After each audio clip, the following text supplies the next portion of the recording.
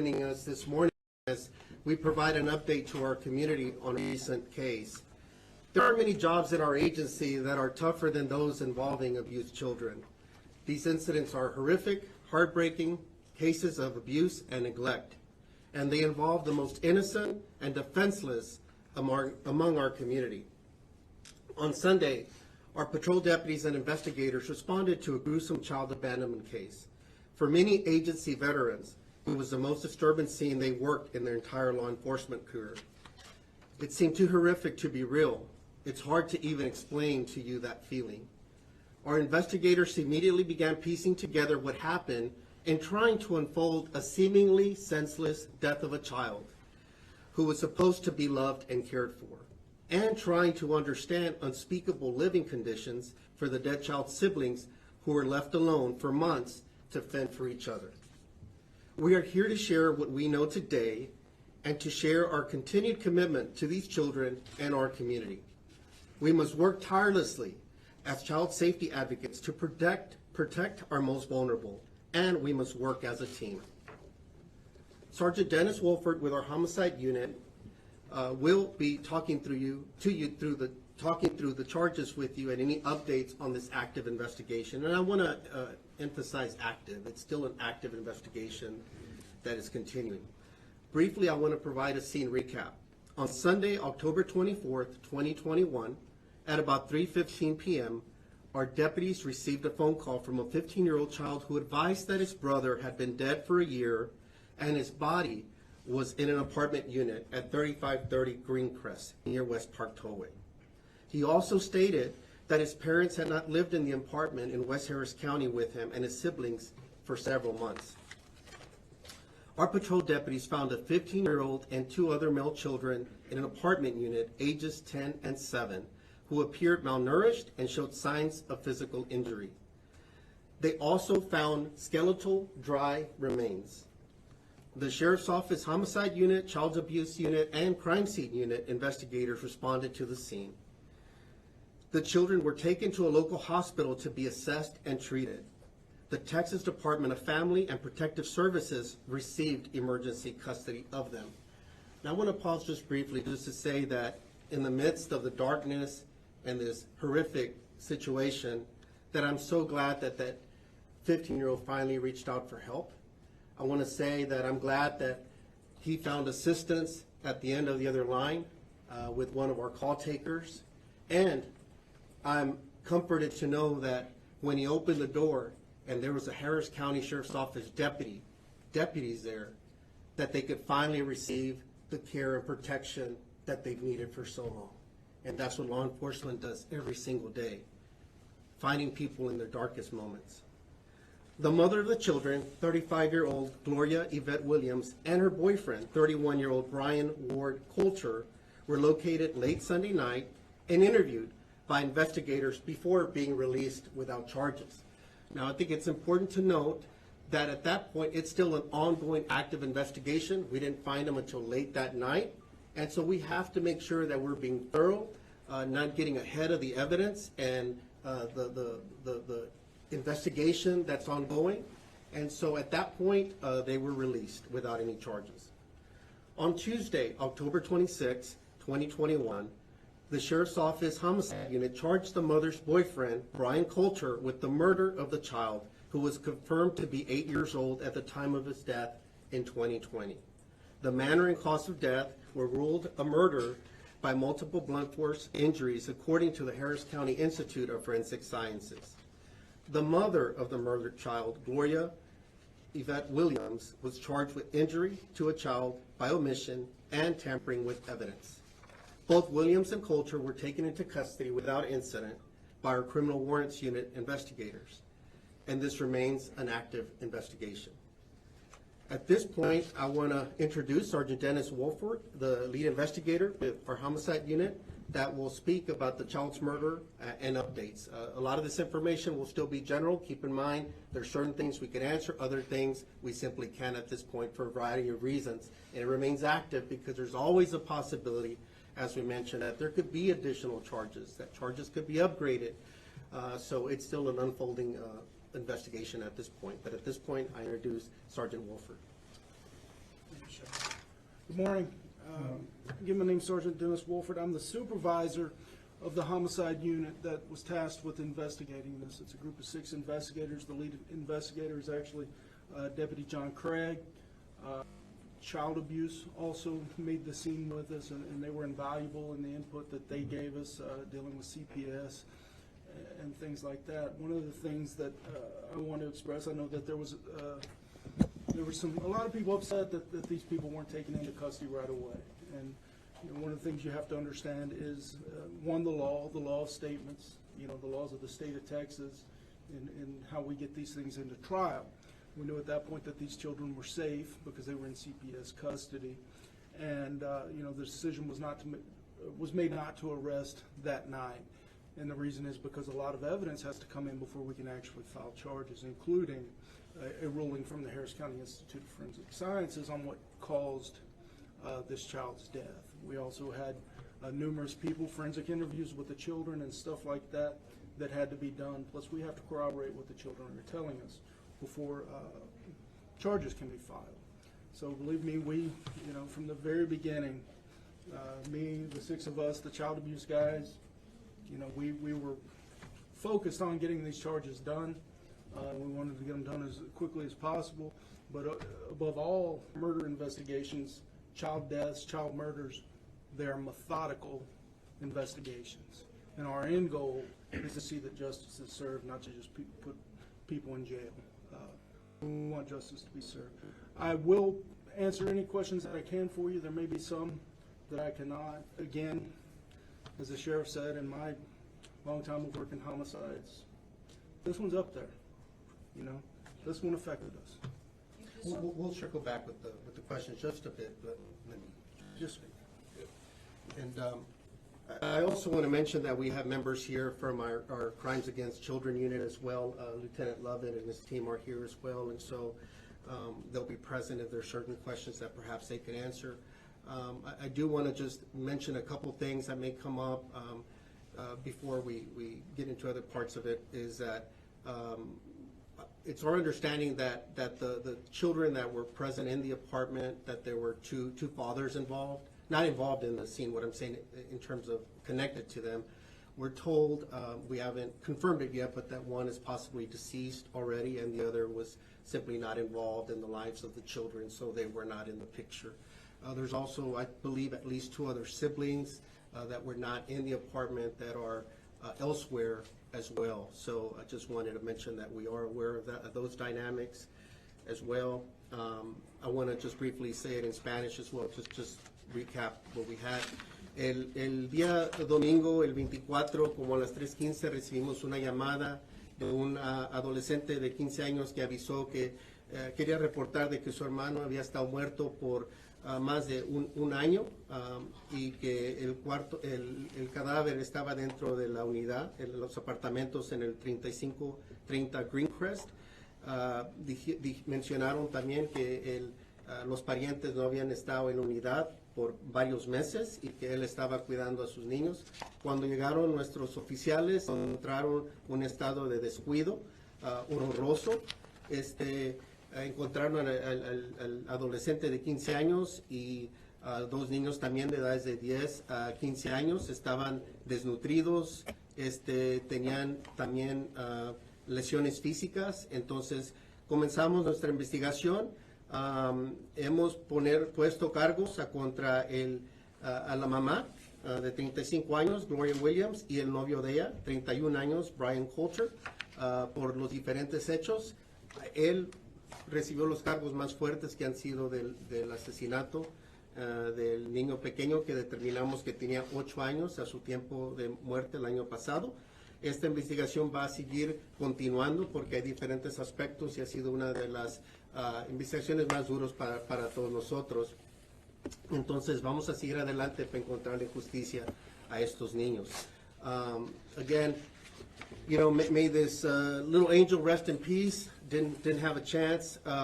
You know, it's very heartbreaking, and we offer our condolences, just, you know, to the siblings that remain, and anyone that has ever cared for these children in some form or fashion. And so our heart breaks for them, and we're going to do everything possible to be their aspects through the part of the system that we control, and that we leave no stone unturned, as I promised at the scene. And we will also, our prayer, or my prayer, is that the remaining children find the love, support, and protection that they so desperately need and deserve, and that they have been missing for so long. And I hope that their future is better than their past. We're also told that they hadn't been in school since last May, so for more than a year, they've been missing out on that as well. So there's a lot of factors to this, a lot of moving parts, and so that's where we're at right now. I'll go ahead and pause just to see if there's any, I'm sure there'll be questions, but Donald? What were the children's injuries? You said when you found them, they appeared to be malnourished and physically injured. What were their injuries? Lieutenant, do you want to speak a little bit to the injuries, or does anyone know just the physical injuries? So the 9-year-old does have an injury to the jaw that we come to believe was caused to his jaw by the boyfriend, Brian Coulter, several weeks ago. There was no medical attention given for that injury. That injury is going to cause, or he's going to have surgery, and that surgery will happen soon. They were very thin. You know, one of the first things I asked them what they are they hungry, and they said they were. And the first thing I don't know was because we're cops or what, but they wanted donuts. So and we immediately went and got them Shipley's donuts. But the physical injury that was evident to the 9-year-old, you know, that's the only real overt sign of trauma to them as far as physical. I want to mention as well, because that was something that was very disturbing, is that back to the different parts, we had the dry remains, skeletal remains that were present. So clearly in our initial observations, the body had been there for a long time, you know, and so that was disturbing. But on top of that, we had a serious injury to another small child that apparently had not received, to our knowledge, any kind of medical attention, any pain treatment or anything like that during the course of this. I also want to point out as well, I mentioned a little bit that the apartment was in a deplorable condition. We saw soiled carpet, no furniture at all, no bedding, no blankets, nothing like that we could see. And it appeared to have what I spent, roaches and flies and just things. It was very bad condition for anyone, especially children, to live in. I spoke with neighbors who were the ones helping give that 15-year-old food, and they didn't know there were 2 other boys inside that apartment. To your knowledge, did the 2 younger boys ever leave the apartment for several months? Were they stuck in the apartment? That's my understanding. Yeah, I do not believe that the 2 young boys were ever allowed to leave that apartment. There is some evidence that perhaps they were locked in, possibly different parts of the apartment, and they were not to leave that apartment, from what I understand. With what you can tell us, it obviously took, the 15-year-old was brave enough to call you guys, but it did take a year. Fear, what can you tell us about what he's saying? Is it threatening? What took so long to call authorities? I believe it was absolute fear. What the investigation is leading us to the fact that this mother and her boyfriend have been together for a few years now, a couple years. And over time, I think that the beatings were consistent and mainly, involving the younger children. And the 15-year-old just absolutely afraid and was basically hoping or relying on his mother to at some point contact law enforcement and advise of his deceased brother in the house, and that didn't happen. And I think after a year's time, the 15-year-old boy finally said enough is enough, and that's when he decided to contact law enforcement. So those children have been through a lot of trauma, and so, again, I mean, fear, the death of a sibling and other things, it's just heartbreaking, and so the trauma is just at another level. So, one in Spanish? Sí. ¿Dónde estaban estos señores? ¿Dónde estaba la esposa, y la madre y este señor? ¿Dónde los encontraron? Ellos estaban viviendo, pues hay diferentes aspectos. Uno es cuando fueron arrestados y otros estaban viviendo en otro apartamento. tenían otro apartamento donde vivían juntos. Y la pregunta que le quiero hacer es porque ustedes los encuentran, ustedes acaban de describir las condiciones que estos niños estaban, no tenían muebles, no tenían nada, ni una cobija, nada. ¿Estos señores estaban bien en un apartamento amueblado y todo? The question, first of all, I was asking where they were at, the boyfriend and the mother, generally speaking, and I said that they were living in a separate apartment of their own. And so the follow-up question was, do we know if that apartment was more decent and more well taken care of than the one the kids were in? So I don't know if we know that detail, but do we know the condition of the apartment they were in? We do not know that yet. We have, we're in contact with that complex, and that is on the follow-up stuff we have to do in this week, is to go over there and document what. And I'm gonna say this, I'm sorry, any clue of why this happened? Have you talked to these individuals to say as to what was going through their mind in doing this to these kids, Well, especially the mother? without giving direct quotes or saying what we learned in these interviews or things of that nature, you have to understand a child abuser, and this is a textbook case of a person that abuses children. And the mindset, the demeanor, the children that are abused, 7, 9 years old, 12 years old, very vulnerable children. One of the things, these are also something that's probably not out yet, is that these are special needs children. And so you have a very manipulative person who's not only, and this mother had a year to contact law enforcement. So you can't tell me that for every minute for a year, you were afraid. But this is a classic child abuser. So someone that picks on these young children, and whether it gives them some kind of I don't know the word for it, so something that makes them feel better about themselves to abuse these children, I don't know. But I do think that the type of person this is very manipulative from the children they're abusing to the mother as well. So was he the abuser? Was she the abuser? Well, I would say they're both abusers. He's an abuser physically, and she's an abuser by omission. Very much so. Can you talk about why the mother and the boyfriend made the decision to leave the apartment, to find a new place to live? Well, I would absolutely think that common sense would tell you that they're distancing themselves from a dead child, and they know that it's gone on for, by the time they moved out, you're talking about probably 5 to 6 months after death. They know the entire time that there's a dead body in this apartment, leaving the kids there in the apartment. Yet those two, the two that are guilty in several different areas, they're going to separate themselves. So they go live in another apartment so that they don't have to be around them. The mother, we believe, was providing some food by delivery service or having food dropped off on a fairly routine basis. I didn't see anything that was healthy type of food. It was, I think, more like junk food, noodles and chips and soft drinks and things like that. Let me work my way over here. First question, is there any evidence that the mother was being physically abused herself? No.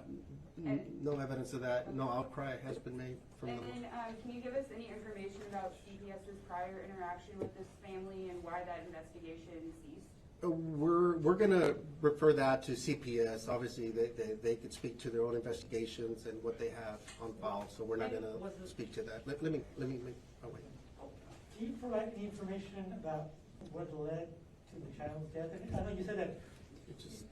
Blunt force trauma is what we know. I mean, it's still. Again, we'll work with the medical examiners to get more into the weeds on that. But again, that was another twist to all this, is that we were, in addition to one serious child that's alive with serious injuries and the malnourishment and abandonment, we had a skeletal dry remains that were discovered as well. So we'll work through that with the medical examiners, but it was ruled a homicide due to blunt force injuries. You said it was happening in 2020, but do you have 2020, we think approximately November. Any more exact date than that? Did you ask for an exact date? I'm sorry. No, we do not have more of an exact date than that. Or in a month, We believe we're using Thanksgiving of 2020, sometime around November 20th through November 29th is kind of the reference point we're using there.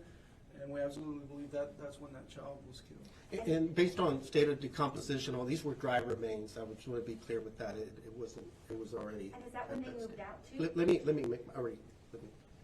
Two questions about the building management. One, who was paying for the bills? Were the bills being paid? Our understanding is that they were receiving some type of maybe government assistance for that. I don't know how those payments are done, if they're directly to the apartment and how they were handled. And will part of your investigation be looking at this apartment complex? I'm told with this housing complex, they're supposed to be doing inspections regularly, pest control, looking at when the last time someone was inside the apartment. Was there any failure on their part as well?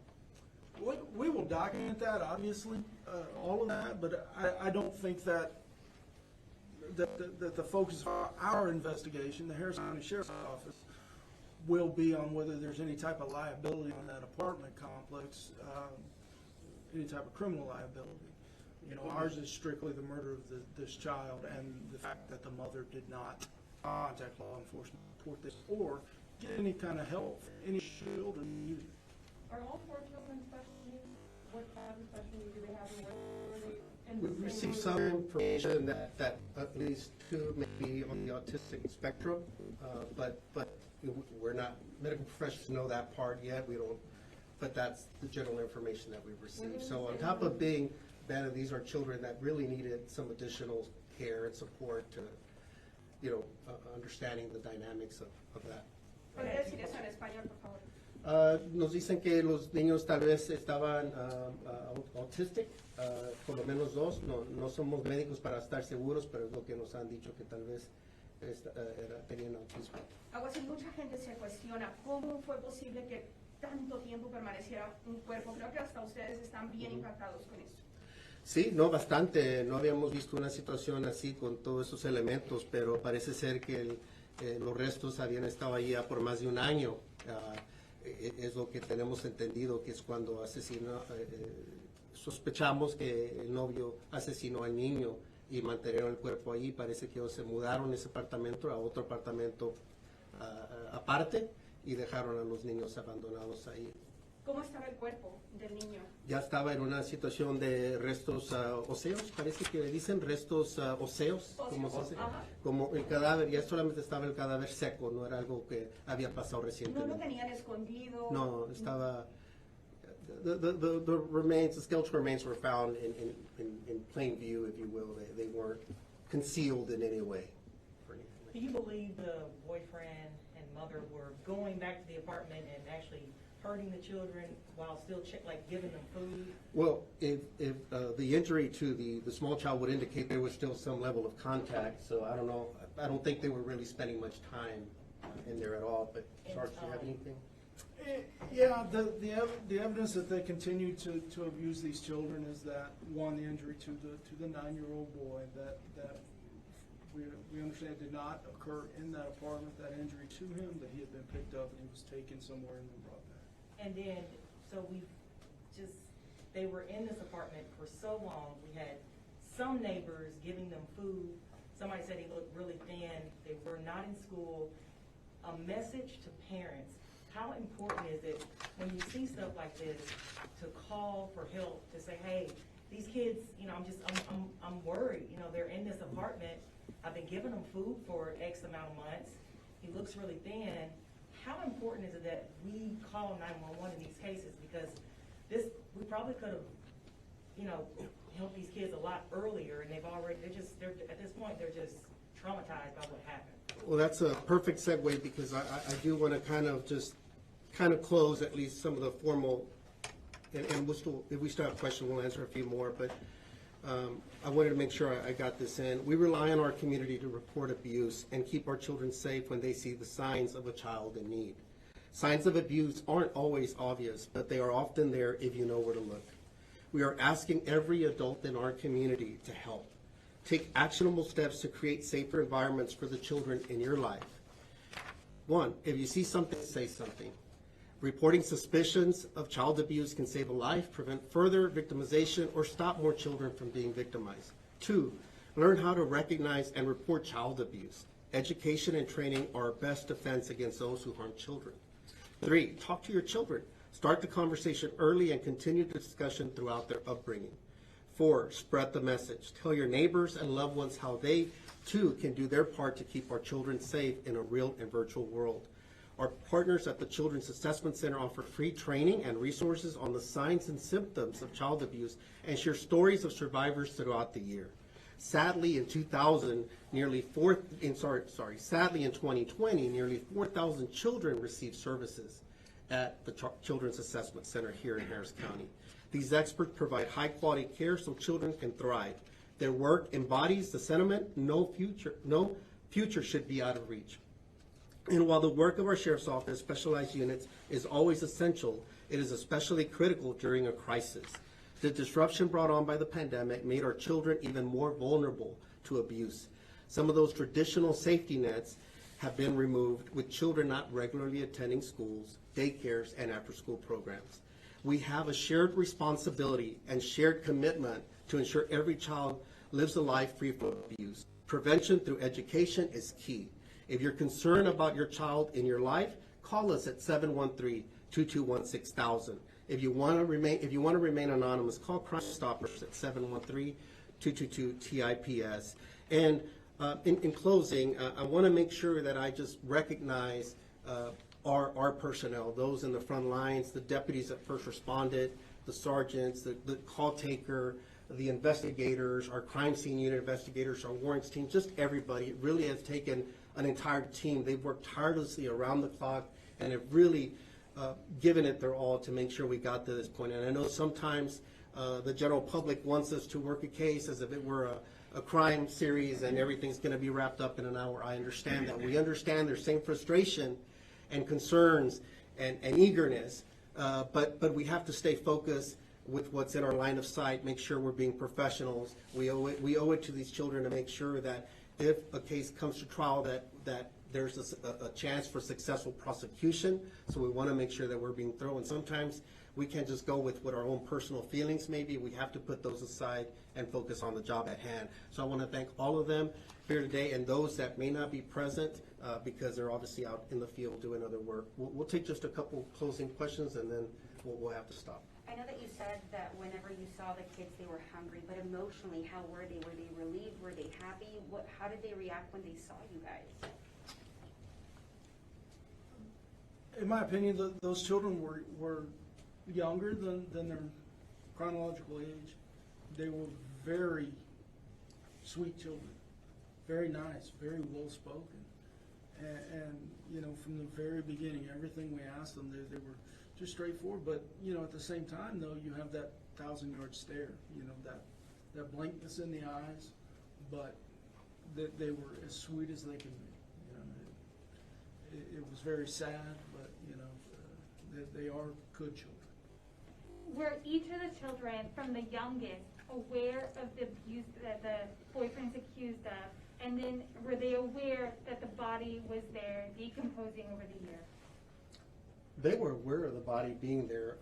I don't know how much detail we want to say about what each one knew or not. Just as I will say those children will be very violent key witnesses in the prosecution of Mr. Coulter. Will you guys release the 911 calls? Or the 911 calls? We'll talk about that, and if it's something we can do, we'll for transparency, we'll try to get that out.